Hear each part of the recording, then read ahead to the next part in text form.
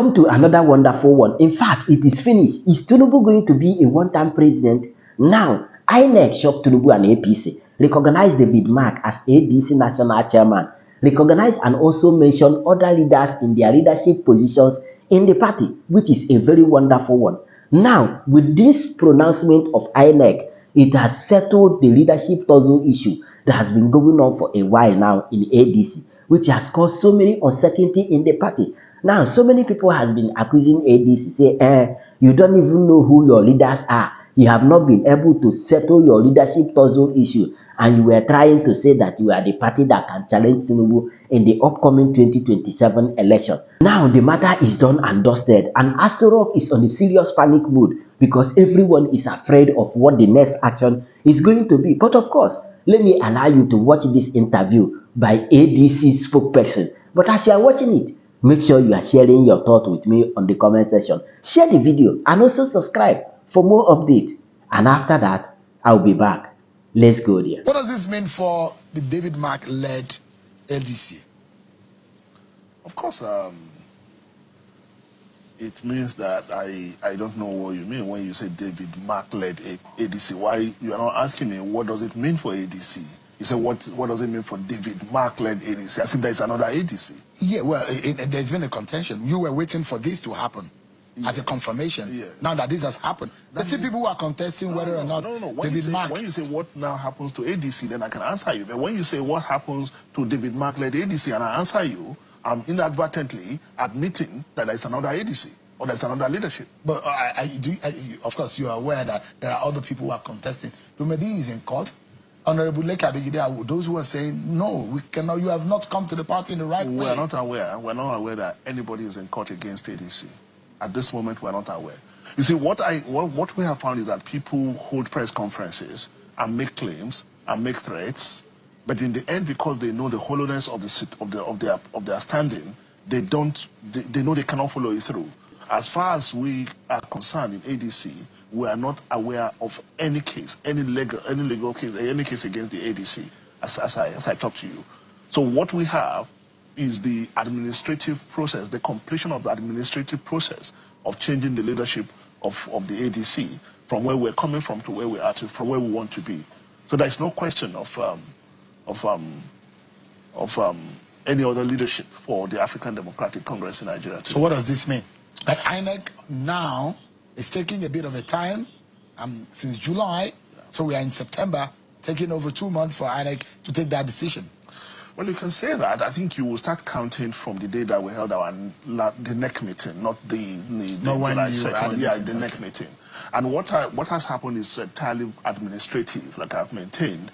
You know, it's also a new territory for us. It's not something that you do every day that a political party will be formed the way we have done it. So there are bound to be issues. But INEC being the regulatory organization and to ensure that everything was done the right way. So we had a bit of forward and backward, but finally we were able to meet all the requirements in terms of documentation. And that is resolved, and today we can move forward and more deliberately in terms of building our party. It's fascinating, actually, isn't it?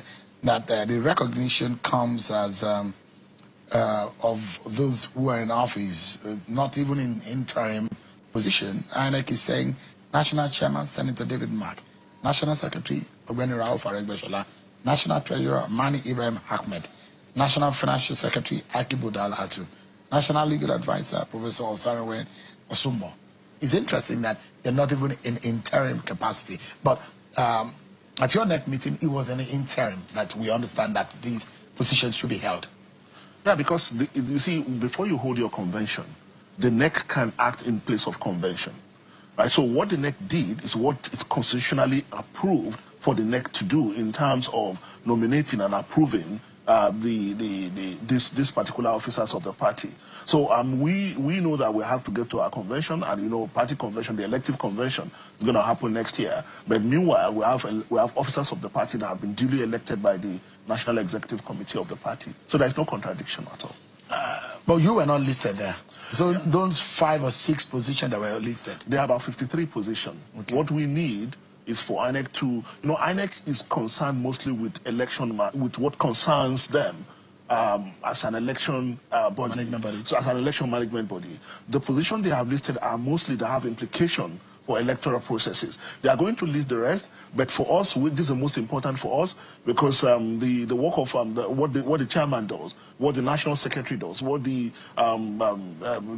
legal advisor does, all these have direct implication for electoral activities within the party and outside the party. So we are happy that these have been listed. I mean, so we don't want anything to say, anybody to come and say, oh, you have such a long list of executive and we are still waiting to upload the rest. That's why we've not released. So for what INEC has done, we commend INEC for what they have done and for standing on the side of democracy. So in this regard. Yeah, just a little bit of fact check.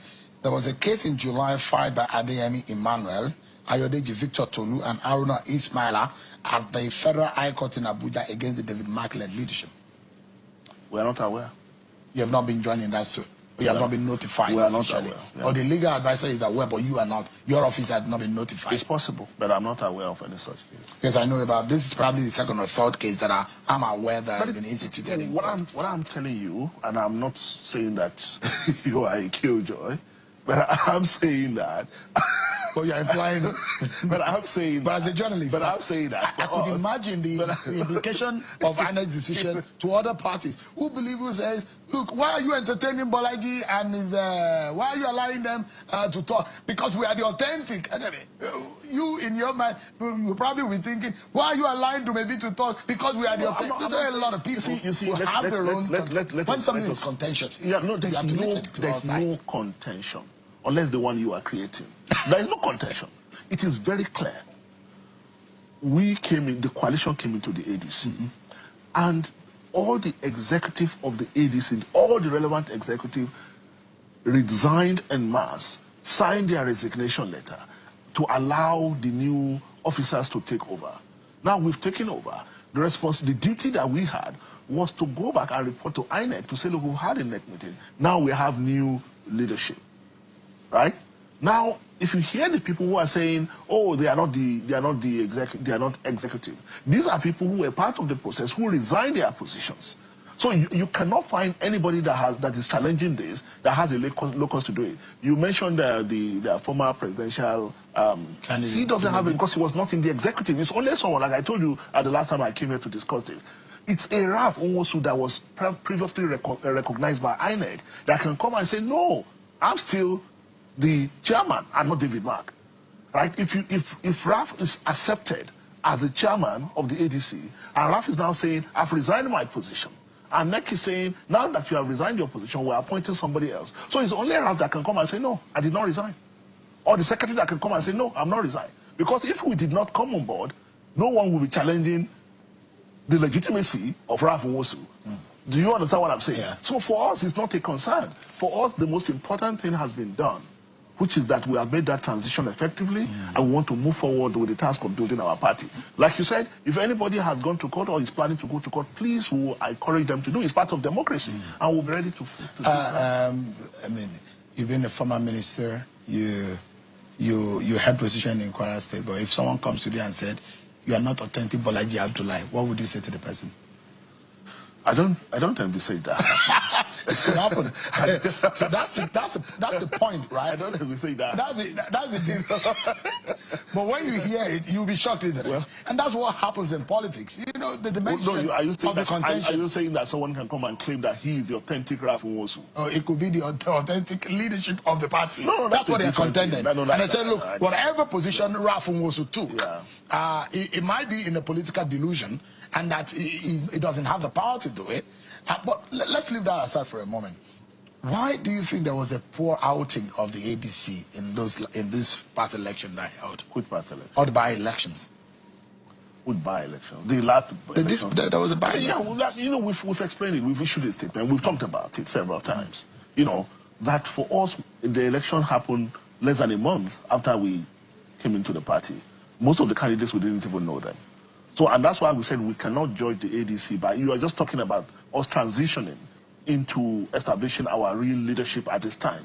So the by-election that you talked about happened too early in terms of transition for the party. So no, we don't want to be judged by the outcome of that election. You know, but there are other elections. So if you are talking about other elections, then I don't want to talk about so that you don't say I'm campaigning, you know. But there are other elections coming, you know. So we'll be ready for those. But this announcement or this publishing that INEC did today, would you say that is a statement to say you are now ready officially to roll out? Well, I mean, we've been ready, you know, but what it means is that this will now give more confidence to our membership across the country, because I must admit that so many people have been apprehensive because they don't know what was going to happen. You see, the integrity of our public institution is at stake, and I think you mentioned it earlier. A lot of our institutions, public institutions, have credibility problem. So even when they are purely administrative issues, people begin to suspect some conspiracy. So the longer it took for us to tidy this up, the more people began to think that INEC was pandering to some interests other than what they were constitutionally mandated to do. Now that it has been done, and like we said, we were very clear that it was purely administrative.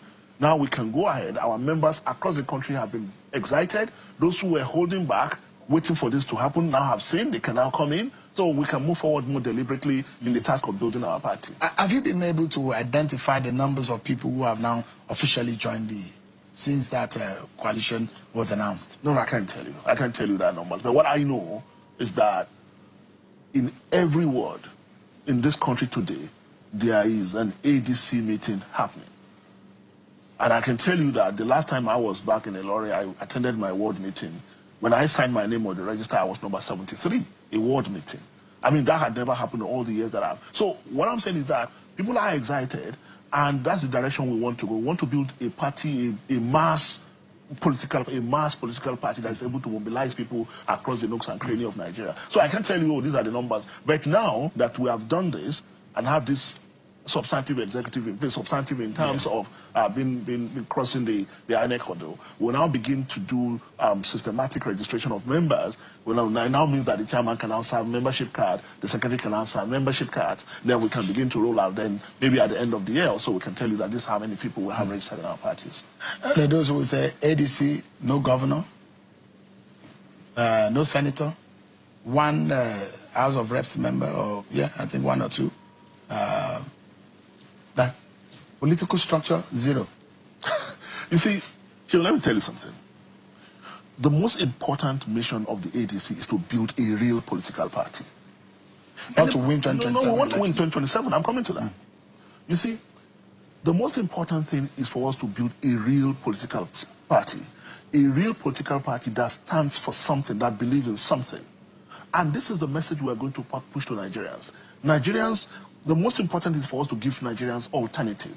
We want Nigerians to get to 2027 and ask themselves, has this ruling party improved our lives or made our lives worse?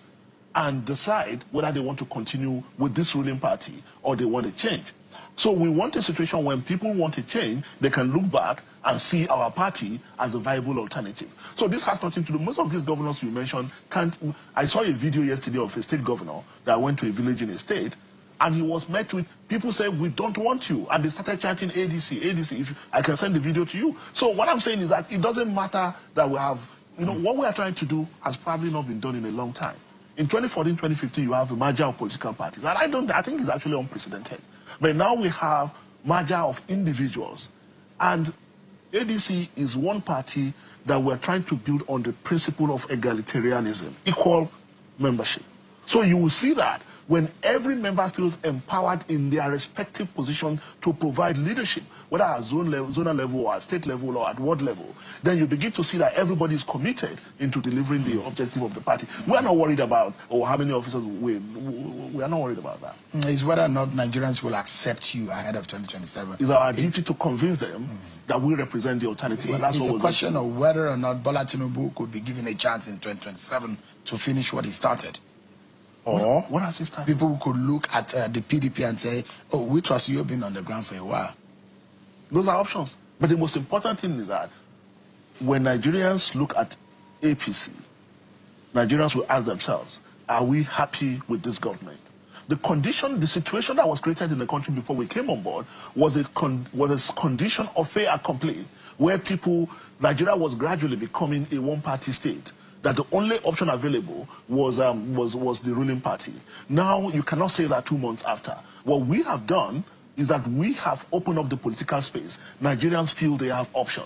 So it's within the constitutional right of Nigerians to say, oh, we are happy with what the ruling party has done, or to say, no, if we are not happy, what alternative is available to us? And they can look around and see ADC. So give it a moment. Let's go on another break. And when we come back, the ADC was making a comment in what is happening in the Senate, especially as relating to the Senator Fabio-led Senate and the case of Senator Natasha Akpoti-Uduaghan.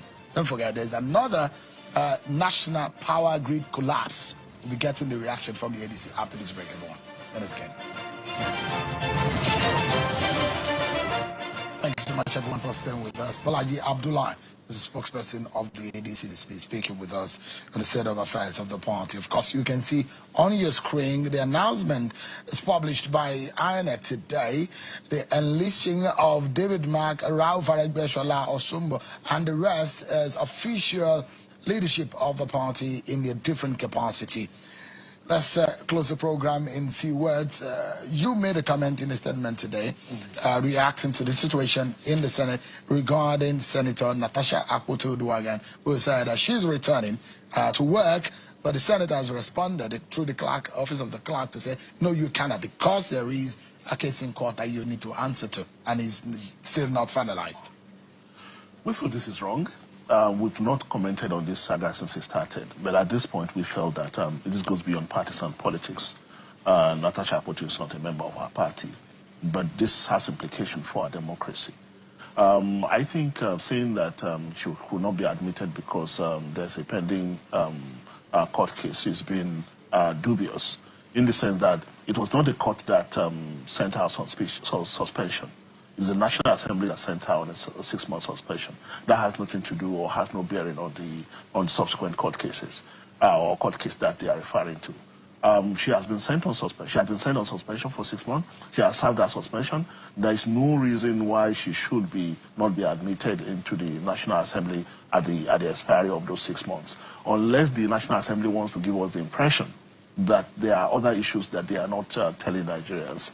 And we feel particularly concerned because the voice of Natasha Akpoti is the voice of her people. And when you deny her admission into the National Assembly, what it means that you are also denying her people representation. That is one. Two, we also note that Natasha Akpoti is only one of 4 women in the Senate. Out of 109 senators. Only 4 women. That's a very poor representation of women in the Senate. That's 2.7% of the Senate representation for women. That's one of the worst records in the world. So when you go on excessively punishing one of these few women, you are also creating a condition where it could potentially discourage women from coming forward to fight to contest election. So we believe it is wrong, and it's on this basis that we are saying that the Senate must change gear and allow the senator to resume her position. You get the point. What do you think? Now, with what has happened, people are now saying that it is now time for Tinubu to begin to pack his bag and baggages to leave Aso Rock in 2027. And again, on the other side, where the INEC chairman was saying that any political campaign by politicians in this country is a threat to democracy, Nigerians has finished him on the comment section. Others say that the only threat they are seeing in this country is him, that is the INEC chairman. Others were saying that electoral fraud is the only threat for democracy in this country. In fact, it will be nothing. So of course, I'm going to allow you to share your thought with me on the comment section. And you know the vibe. Click on that subscribe button, follow and share for more updates. Because like this,